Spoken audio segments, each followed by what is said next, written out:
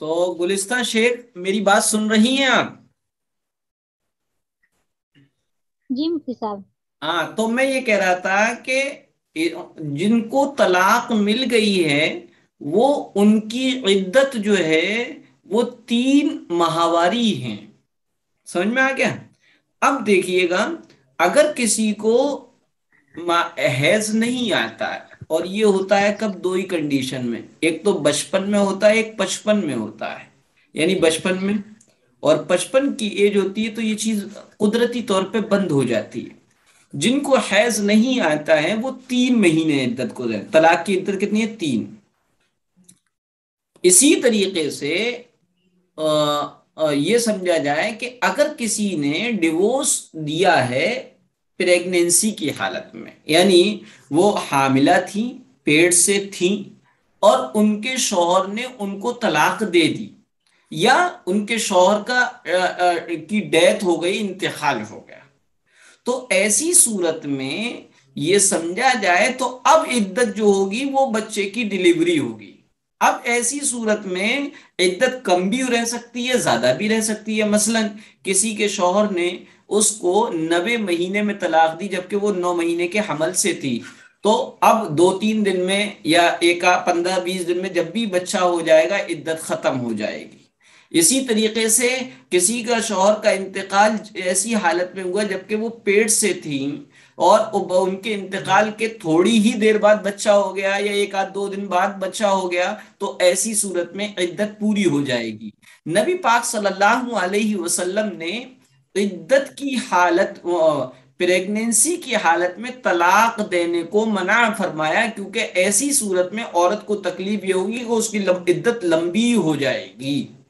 इसी तरीके से तलाक का जो इस्लामी तरीका है उस तरीके में ये चीज है कि ऐसे तोहर तोहर कहते हैं 2 MC के दरमियान, 2 माहवारी के दरमियान वो वक्फा जो पाकी का गुजरता है, और ये वक्फा कम से कम 15 दिन हो सकता है, 15 दिन से कम नहीं हो सकता। 15 इसको तोहर कहते हैं। ऐसे तोहर में डिवोर्स दे जिसमें उसने सोहबत न की हो, क्योंकि अगर वो हैज की हालत में तलाक देता है तो तलाक तो डेफिनेटली हो जाएगी, लेकिन वो हैज इद्दत में शुमार नहीं होगा, बल्कि मुस्तकिल उसको 3 हैज इद्दत गुजारनी पड़ेगी। मेरी बात समझ में आ गई आपको? जी मुफ्ती साहब। अच्छा, एक एक शक्ल ये है कि किसी के निकाह हुआ और बात बिगड़ गई, मसलन मान के चलो, और अभी मियां बीवी यकजा नहीं हुए थे, यानी उनकी खलवत और तनाही नहीं हुई थी, और डिवोर्स हो जाता है, तो ऐसी सूरत में इद्दत नहीं है। क्यों? क्योंकि मिले ही नहीं है। आ गई बात समझ में आपके? हाँ मुफ्ती साहब समझ में आया। किन किन हालत में इद्दत नहीं है? बस यही हालत जो मैंने बताया ना, कि जिस हालत में निकाह होने के बाद मियां बीवी एक साथ तन्हाई में न रहे हों और निकाह होते ही तलाक हो जाए, तो इस हालत में इद्दत नहीं है। जी शुक्रिया सर। और इद्दत, तलाक की इद्दत कितनी है? 3 हैज, अगर हैज आते हैं। अगर हैज नहीं आता है, यानी बहुत एजेड है, तो ऐसी सूरत में 3 महीने, ये तो तलाक की इद्दत है। और अगर प्रेग्नेंट है तो बच्चे की पैदाइश इद्दत है। और अगर इद्दत किसी का शौहर मर गया, इद्दत वफात है, तो ये देखेंगे कि बेवा जो है अगर प्रेग्नेंट है तो उनकी इद्दत बच्चे की पैदाइश होगी, और अगर प्रेग्नेंट नहीं है तो 4 महीने 10 दिन होंगे।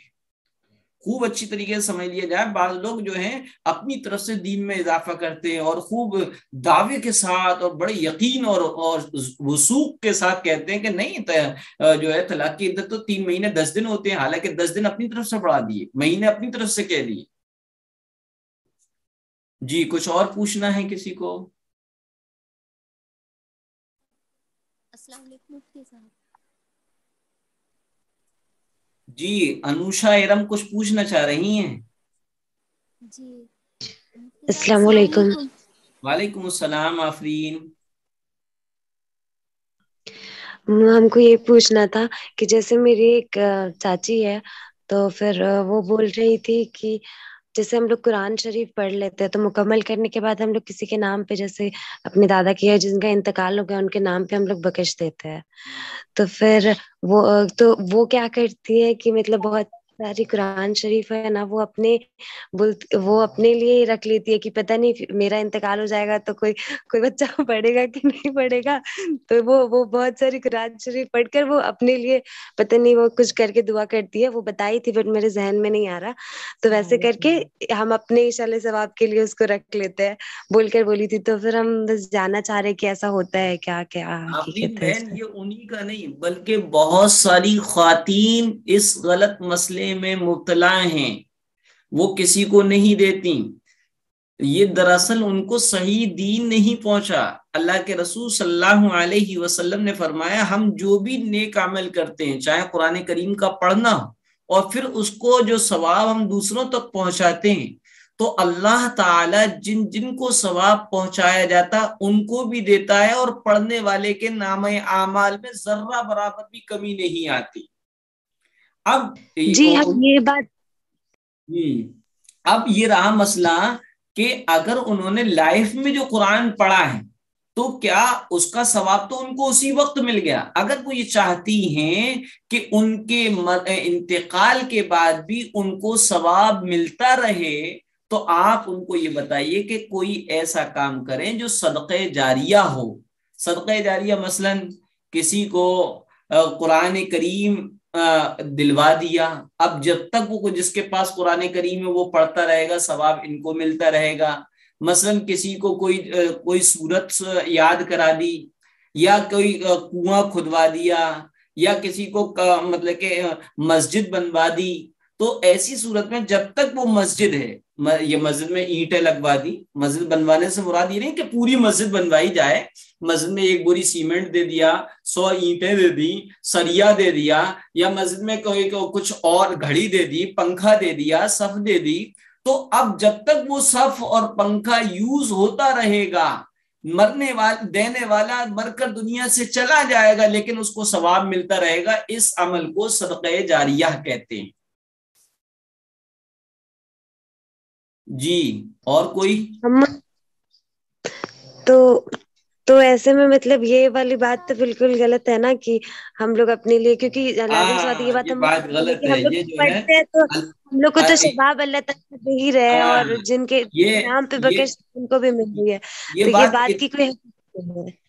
یہ بات اتنی غلط ہے کہ اللہ کے رسول نے ایک صحابی کو ڈانٹا اور کہا اللہ تمہاری طریقے سے کنجوس نہیں ہے، اللہ تو بڑے خزانے والا ہے، اس کے خزانے میں کوئی کمی نہیں ہے. تم دوسروں کو پڑھ کے پہنچاؤ گے تمہیں بھی اتنا ہی ثواب ملے گا، اور ان کو جتنوں کو پہنچاؤ گے ان سب کو بھی اتنا ہی ثواب ملے گا. لہذا یہ سوچ غلط ہے. جی اور جزاک کوئی؟ اللہ. جی مفتی صاحب السلام علیکم. وعلیکم السلام. جی میں یہ معلوم کرنا چاہ رہی تھی، جیسے قرآن شریف کو تو بنا وضو کے نہیں چھونا چاہیے، اور جہاں پہ یہ پرنٹ ہوتے ہیں تو وہاں پہ تو غیر مسلم لوگ بھی ہوتے ہیں، وہ بھی انہیں ٹچ کرتے ہیں. ہاں تو بہت اچھا مطلب سوال ہے. اب جی یہ پھر سمجھا جائے کہ کسی نان مسلم کو ہم قرآن دیں، ہمارے ایسے ہوتے ہیں کچھ فرینڈ وغیرہ ہوتے ہیں وہ یہ چاہتے ہیں کہ ہم بھی دیکھنا چاہتے ہیں قرآن شریف پڑھیں، تو ایسی صورت میں ہم ان کو اس کا آداب سمان بتا دیں کہ اس کو پاک لوگ چھو سکتے ہیں، پھر اس کے بعد وہ اگر ناپاکی کی حالت میں چھوئیں تو وہ اس کے حقدار ہوں گے، ہماری اس میں کوئی پکڑ نہیں ہوگی. جیسا کہ حضرت عمر رضی اللہ تعالیٰ عنہ کے واقعے میں آپ کو یاد ہو، فاطمہ بنت خطاب، فاطمہ اللہ کے رسول صلی اللہ علیہ وسلم کی بیٹی بھی تھیں، اور حضرت عمر رضی اللہ تعالیٰ عنہ کی بہن بھی تھی جو چھپ کر قرآن پڑھ رہی تھیں. عمر کو جب پتہ چلا تو بہن اور بہنوئی کو خوب مارا، اور پھر جب تھک گئے تو کہا لاؤ مجھے قرآن دو، میں بھی پڑھنا چاہتا ہوں. تو فاطمہ بنت خطاب نے کہا تھا کہ بھیا اس کو پاک ہی لوگ چھو سکیں گے، ناپاک لوگ نہیں چھو سکتے، تو اس لیے وہ نہائے تھے، پھر انہوں نے قرآن پڑھا. تو میرا کہنے کا مطلب یہ کہ اگر ہم کسی کو قرآن ٹرانسلیٹ کا، ترجمے کا، یا ویسی قرآن کسی کو دیں یا کسی غیر مسلم کو کوئی صورت یا آیت لکھ کر دیں تو اس سے اس کا آدر سمان بتا دیں کہ اس کو ایسے ایسے کرنا ہے. پھر اگر وہ نہیں چھوئے تو وہ اس کی اپنی ذمہ داری ہے. اب رہی پریس کی بات، تو میری بہن آج بھی کتنے ایسے پریس والے ہیں جو اپنے اسٹاف کو اور اپنے آپ کو اس کا پابند کرتے تھے کہ جب قرآن کریم چھپا جائے تو سب نہا کر آئے. چنانچہ لکھنؤ میں ایک پریس تھی اور اس پریس کا جو مالک تھا وہ ہندو تھا اور قرآن شریف جو ہے چھاپا کرتا تھا، لیکن اس کی عادت یہ تھی کہ وہ قرآن کریم کو جب چھاپتے تھے تو اپنے تمام ورکرز کو یہ کہتا تھا کہ نہا کر آنا ہے، اسنان کر کے آنا ہے، کیونکہ یہ پوتر قرآن ہے، پوتر کتاب ہے. تو اس کا یہ ہوا کہ اس کا انتقال ہوا تو اس کی باڈی کو آگ نہیں چھو رہی تھی. لوگوں سے پوچھا گیا تو پتہ یہ چلا کہ یہ قرآن کو چھاپتا تھا، اس کا یہ عمل تھا. تو قرآن کریم کے ادب کرنے کی وجہ سے اللہ تعالیٰ نے اس کو دنیا کی آگ سے بچا لیا. تو جو پارسل کے ذریعے سے قرآن آتا ہے یا ڈاک کے ذریعے سے آتا ہے تو کوشش یہ ہو کہ ہم بتا دیں اس کو، اور پھر وہ اس کے بعد وہ اس کے اکارڈنگ نہ اس کا خیال رکھے، اس کے آداب کا خیال نہ رکھے تو اس کا حقدار وہ خود ہوگا. میں ایک چیز اور پوچھنا چاہ رہی تھی. اصل میں پرکاشن میں جاب کرتی ہوں، ہمارے یہاں پہ پریس بھی ہے، تو وہاں پہ قرآن شریف بھی پرنٹ ہوتے ہیں.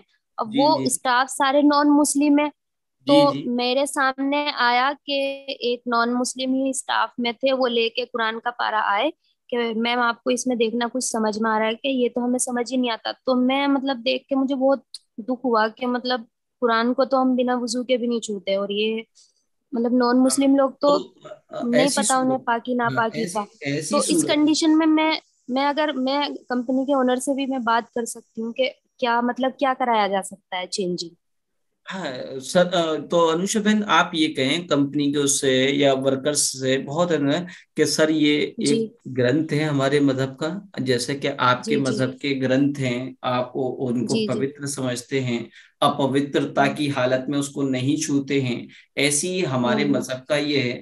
آپ اگر اس کو پوتر حالت میں چھوئیں گے تو اس کا دنیاوی آپ کو فائدہ نظر آئے گا. بس میں یہ کہنا چاہ رہی ہوں کہ میں نے دیکھا تھا اسٹاف کے فلاں صاحب جو ہے ایسے ہی لے آئے، تو میں یہ بتانا چاہتی ہوں کہ اس کو اس وقت اس کنڈیشن میں پکڑا جائے جبکہ ہم پاک ہوں، یعنی نہائے ہوئے ہوں، اسنان والے ہوں، اور اگر اسنان کیے ہوئے ہیں اور اس صورت میں ہم نے پخانہ پیشاب یا ہماری ریح نکل گئی ہے، اور نارملی یہ تین چیزیں ہی عام طور پہ لوگوں میں پائی جاتی ہیں وضو نہ ہونے کی وجہ سے، کیونکہ وضو تو 8 چیزوں سے ٹوٹتا ہے، لیکن نارملی جو زیادہ تر پیش آتی ہیں وہ پخانہ پیشاب ہے یا ہوا کا نکل جانا ہے، یا پھر یہ کہ سو کر اٹھ کے آئے ہیں.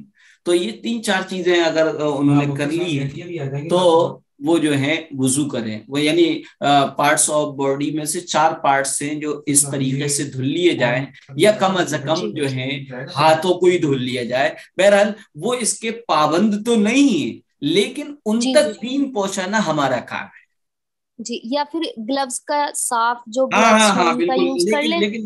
لیکن یہ سمجھ لیجئے گا انوشا بہن، بعض لوگ آپ نے جو لفظ کہا گلفس، دیکھیے ہم کسی بھی قرآن کو یا پارے کو جب پکڑیں تو اس کاغذ سے اس کپڑے سے پکڑ سکتے ہیں جس کا ہماری باڈی سے کوئی تعلق نہ ہو. تو اب اگر گلفس ہوتے ہیں تو گلفس تو چونکہ پہنے ہوئے ہوتے ہیں وہ گویا ہاتھ کے ہی درجے میں ہوں گے. ہاں البتہ یہ ہے کہ رومال نکالیں، رومال سے پکڑ لیں، کیونکہ رومال جو ہے ہماری باڈی سے ٹچ نہیں ہوا ہوتا ہے یا پہنا ہوا نہیں ہوتا ہے.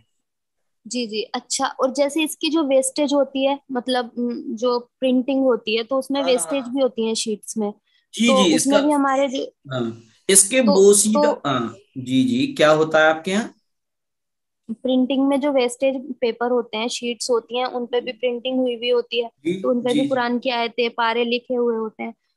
تو ان کا کیا مطلب میں نے جو ہے جن کا وہ جاب تھا پرنٹنگ کے لیے آیا، جب میں نے دیکھا تو میں نے پھر ان سے بھی بات کی، وہ مسلم تھے. میں نے کہا سر یا تو آپ، حالانکہ مجھے یہ نہیں کہنا چاہیے تھا کہ آپ کہیں اور پرنٹ کرائیں اسے، کیونکہ ظاہر سی بات ہے اگر اونر کو پتہ چل جائے تو جی جی جی غلط جی ہے. لیکن جی میں نے جی. ان سے پوچھا, میں کہا سر یہ کب سے پرنٹ کرا رہے ہیں آپ کے, بہت ٹائم سے. میں کہا تو سر اس چیز کا تو خیال رکھنا چاہیے, آپ نے کبھی کچھ بات نہیں کی. تو بولے کہ میم بتائیں کیا کریں, پرنٹ تو کروانا پڑتا ہے, اب ہم انہیں وہ چیزیں نہیں بتا سکتے جو مطلب جو ضروری ہیں. لیکن اچھا. مطلب میرے مائنڈ میں یہ چیز چل رہی تھی, میں مطلب ہوں. پریشان ہوں اس بارے تو میں کہ مطلب میں کیا کروں. تو اس کے لیے یہ سمجھا جائے کہ جی جو بوسیدہ پیج ہیں, بوسیدہ اوراق ہیں, یہ پیج جی وغیرہ جی ہیں, جی ان کو جی خوب احتیاط کے ساتھ پاک و صاف کپڑے میں رکھا جائے, اور اس کو اگر ممکن ہو تو قبرستان میں دفنا دیا جائے. ایک طریقہ تو یہ ہے.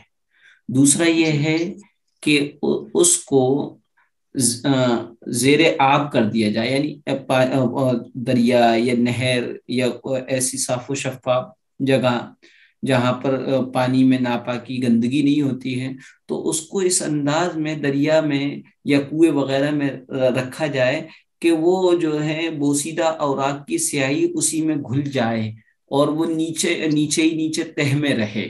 ایک دو طریقہ. تیسرا طریقہ جو کہ بہت نازک ہے لیکن بہت بہتر طریقہ ہے, لیکن عام لوگوں کو اس لیے نہیں بتایا جاتا کہ وہ بات کو سمجھ نہیں پاتے, اس لیے بدگمان ہو جاتے ہیں. تو اور جی یہی طریقہ بخاری شریف میں بھی ہے. حضرت عثمان غنی رضی اللہ تعالیٰ عنہ نے جب قرآن کریم کو جمع کروا دیا, تو اس میں وہ قرآن کریم کی وہ تختیاں, وہ ہڈیاں, وہ چمڑے کی چیزیں جس پر قرآن کریم کی آیتیں صحابہ اکرام رسول اللہ صلی اللہ علیہ وسلم سے سن کر لکھ لیا کرتے تھے, وہ سب جی جو چیزیں تھیں وہ حضرت عثمان غنی نے سب اپنے پاس بلا لیں, اور باقاعدہ اس کا ایک قرآن کریم مصحف یعنی کاغذ کی شکل میں تیار کر دیا گیا.